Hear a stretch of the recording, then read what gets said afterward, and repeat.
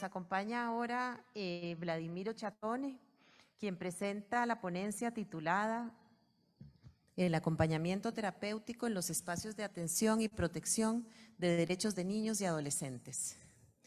Vladimiro es técnico superior en acompañamiento terapéutico, presidente de ATAILCIT, docente magíster en gestión de servicios de salud, cursando la licenciatura en acompañamiento terapéutico. Adelante, Vladimiro.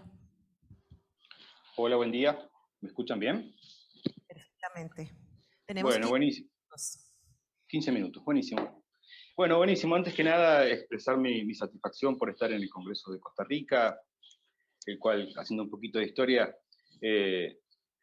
y también enlazando un poco el concepto de mi charla de hoy, nos encontramos en el año 2016 con Gustavo Rossi y Juan Manuel Mane, dos amigos que dimos una charla, un seminario aquí en el Ministerio de Salud de la provincia de Buenos Aires, en el marco de la conformación de las resoluciones de la tecnicatura de la cual formé parte, y en aquel momento me acuerdo haber expresado a Juan Manuel mis ganas de ir a Costa Rica, de ir a Costa Rica con el acompañamiento terapéutico, porque tenía alumnos en aquel momento que eran de Costa Rica y consideré, siempre aparece Costa Rica en estos casos, en estos espacios de salud. Entonces me contactó con Jessica Milet en aquel momento, con el cual comenzamos a tener algunos intercambios de correo y un montón de cosas, y después juntando el dinero necesario para poder autofinanciar nuestra estadía en Costa Rica, nos adentramos en la aventura en el año 2016 o 17, no recuerdo bien, en el cual hicimos una serie de charlas ahí en la Universidad de Costa Rica, en el Colegio de Psicólogos, y creo que ahí comenzamos un poco a transitar este camino que hoy tiene como corolario este maravilloso encuentro. Y decía en un principio que me servía como para comenzar la charla, sobre todo porque a mis alumnos, en los espacios donde me permiten dar ponencias, siempre explico o digo o expreso el acompañante terapéutico como un concepto, como un animal político, es lo que le digo yo, como un concepto político y como una decisión política. El acompañante terapéutico puede tener ley nacional de acompañamiento terapéutico, pero si no hay leyes que le permitan acceder a determinados espacios o lugares, el acompañante queda simplemente con un profesional con una ley que no puede ingresar. Y creo que es una de las pocas profesiones en la salud, y específicamente en la salud mental, que necesita un acceso, una legalidad de un otro para poder acceder a determinados lugares, ¿no? Fue así que, después de una larga y oscura noche neoliberal en la República Argentina, en el cual se devastó la salud, se destruyó la atención en todos sus aspectos, y sobre todo en las niñeces, aquí en la provincia de Buenos Aires, existe una ley, que es la 13298, que es la Ley de Protección Integral de los Niños y los Adolescentes. Teniendo en cuenta esa virtud, con la Fundación nos acercamos al Ministerio de Desarrollo de la provincia de Buenos Aires, más precisamente el Organismo Provincial de Niñez y Adolescencia, con un proyecto.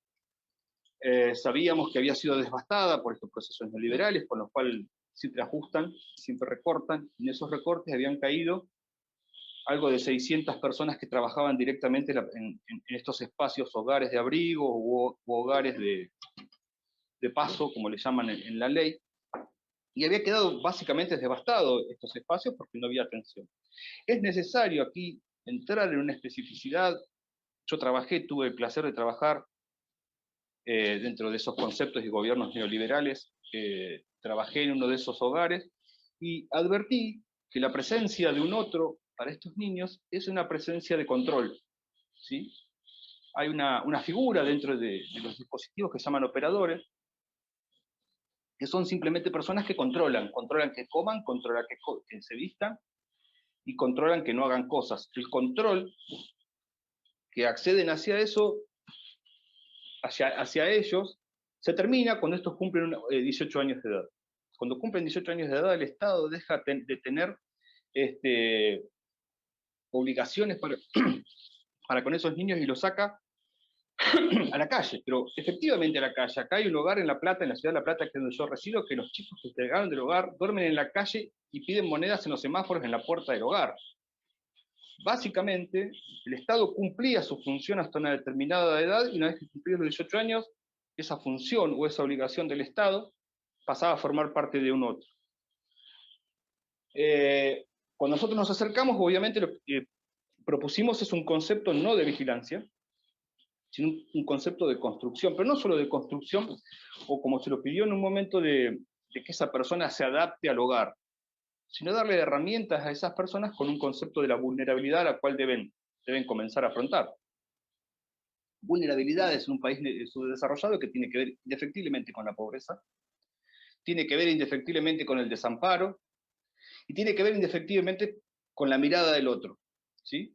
Un chico pidiendo en un semáforo, sucio, con la ropa rota, invita a quien esté en el semáforo a levantar los vidrios, porque tienen miedo. Hay una canción acá de un cantautor, León Gieco, que se llama El Idiota, que lo muestra perfectamente.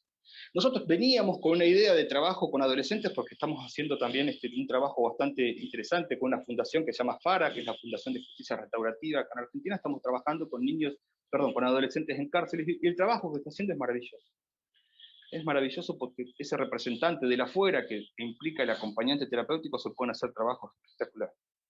Comenzamos a trabajar entonces en niñez y adolescencia. Ellos nos hicieron saber de esa falta de mano de obra y te digo así, mano de obra que estaban pasando en estos momentos. Entonces dijeron, bueno, qué bueno un acompañante terapéutico. Y comenzamos a trabajar. Y esto fue el 11 de noviembre del año 2020. A las 4 de la tarde terminamos reuniones, y a las 7 de la tarde me estaban pidiendo acompañantes terapéuticos. Pero no me pedían acompañantes terapéuticos, me decían, necesito a alguien que se quede con un niño que está en el Hospital San Martín, o en el hospital. Ese alguien, para nosotros, representaba un acompañante terapéutico. Ahora, ¿cómo comenzamos a construir ese pedido? El primer pedido que tuvimos fue de una niña de 11 años, mamá, que había ingerido vidrios y estaba internada en salud mental de un hospital. Como no tenían operadores suficientes en los hogares para que se queden con ella, solicitan que venga alguien, que ese alguien era un acompañante terapéutico, para que se quede con ella las 24 horas. Obviamente hicimos un desarrollo, un plan de trabajo, y explicamos que un acompañante terapéutico trabajaba en determinados momentos, y propusimos incorporar a un otro. Aquí en la República Argentina existe la figura del cuidador. ¿Sí? Es una formación que se da unas pocas horas, pero es una formación y tiene una cobertura en salud y todo. Entonces les ofrecimos la posibilidad de intervenir con acompañantes terapéuticos y con cuidadores. Indefectiblemente la hora del cuidador es mucho menos que la del acompañante terapéutico. Entonces, para las personas del Organismo Provincial de Niñez y Adolescencia, ya después no nos pedían acompañantes terapéuticos, nos pedían cuidador porque era mucho más barato. El acceso a estos dispositivos, y como digo, el acompañante terapéutico como modelo político, tuvo que ver con una decisión política de incorporar acompañantes terapéuticos a un dispositivo. Pero ellos no incorporaban acompañantes terapéuticos, sino lo que estaban haciendo era comenzar a restituir aquello que había sido arrasado, que eran los empleados del ministerio. Cuando nosotros descubrimos que el pedido era simplemente de cuidador porque era más económico, lo que hicimos fue conformar un seminario de niñez y adolescencia, que invitamos colegas de México, de Cuba, en el cual había estado hacía poco, y en Cuba también comenzaron a desarrollar interesantemente el acompañamiento terapéutico. Creo recordar, no recuerdo bien si estuvo Jessica en ese seminario, pero bueno, pero ayudó muchísimo para que con el tiempo, desde el Organismo Provincial de Niñez y Adolescencia, comenzaran a afinar la demanda, comenzaran a especificar la demanda. Y fue así que dentro de un organismo provincial, un organismo gubernamental, el menos esperado, nosotros esperábamos más un reconocimiento, un espacio desde la salud, pero desde el organismo provincial de niñez y adolescencia comenzaron a solicitar acompañantes terapéuticos. Firmamos por primera vez un convenio con un organismo provincial, y el convenio especificaba que el convenio era para proveer de acompañantes terapéuticos en los espacios de niñez y adolescencia. Para nosotros también es una decisión política. Fue un concepto político y una representación, porque entendieron la diferencia entre el acompañante terapéutico, ese modelo de observador que tiene todavía el Ministerio de Desarrollo, el organismo que es el operador, ¿sí? Ese modelo de vigilancia, ¿sí? Y la diferenciación entre el cuidador, el concepto de la asistencia, el concepto del acto, el concepto de la vigilia, y la diferencia con el acompañamiento terapéutico. Esta niña de 11 años que había ingerido vidrio tuvo acompañantes terapéuticos durante casi 3 meses, las 24 horas del día, con cuidadores. Una vez que se le dio el alta, esta niña volvió con su tía y se le proveyó también de un acompañante terapéutico para que siga en ese proceso ¿cómo decirlo?, de restauración de esas redes que habían sido avasalladas. Hoy por hoy estamos trabajando en la restitución de su hijo. Hay que también tener en cuenta que el Estado le sacó a ese niño y que uno de los principales objetivos de esa internación era porque ella no podía ver a su niño. Bueno, hoy por hoy estamos trabajando con acompañantes terapéuticos para la restitución de ese vínculo social. Vladi, estamos a 5 minutos. Bueno, muchas gracias. Entonces, para cerrar, esta idea y este concepto del acompañante terapéutico como modelo político, fue una decisión política el hecho de incorporar acompañantes terapéuticos a esos espacios. Es una decisión política el hecho de seguir sosteniendo acompañantes terapéuticos en esos espacios, y es una decisión política comenzar a contratar acompañantes terapéuticos para que trabajen directamente en los hogares de niñez y adolescencia. Como esto es absolutamente novedoso, porque nunca el Estado provincial, al menos de niñez y adolescencia, había conformado un vínculo tan interesante con una entidad específicamente de acompañantes terapéuticos. Sí lo había hecho con otras entidades que entre sus varios profesionales había un acompañante terapéutico. Pero básicamente, cuando nosotros comenzamos a trabajar también, descubrimos que ante la demanda subsistía la patología, ¿no? Decían, necesitamos un acompañante terapéutico para un chico con autismo. Hoy por hoy es bastante gracioso, esto no es gracioso para nada, pero bueno, es bastante singular, que las patologías las denominaciones de la patología son tan largas, tan extensas, que las achican con sílabas, con siglas, ¿no? Entonces, TEA, entonces es tan grande lo que se quiere etiquetar, que casi la etiqueta ni siquiera llega a alcanzar. Hoy por hoy hemos logrado modificar un poco el concepto de la incorporación de los acompañantes terapéuticos y que no delimiten tanto el concepto de lo patológico, sino más el concepto de lo social, y comenzar a trabajar pensando en ese adulto del mañana con 18 años, ¿qué va a hacer cuando esté en la calle? El acompañante terapéutico actúa como un puente entre ese adentro y ese afuera, como un representante del afuera, no como un sostenedor de ese adentro, ¿sí? No como un vigilante, sino lo que ofrece el acompañante terapéutico en estos dispositivos es básicamente esa representación del afuera. Y también, los otros días en el foro de Mar del Plata, donde con la red de asociaciones y agrupaciones de acompañantes terapéuticos hicimos un foro donde fue nutrida casi 500 personas, hablábamos y nos precedieron algunas colegas que trabajaban en una parte neonatal con mamás que se mueren los hijos y eso. Y ellos resaltaban el hecho de decir, nosotros trabajamos con la muerte. Entonces, a mí se me ocurrió pensar en aquel momento que el acompañante terapéutico con niños y adolescentes también trabajan con la muerte. Cada mañana trabajan con la muerte de ese niño que quiere ser algo y que sistemáticamente el sistema lo oprime, y se muere y por la noche se muere ese niño que quiso ser en la mañana. En ese sostenimiento está el acompañante terapéutico, sosteniendo y dándole herramientas necesarias para que ese proceso no sea un proceso de muerte, sino que sea un proceso de vida y un proceso de incorporación en lo social.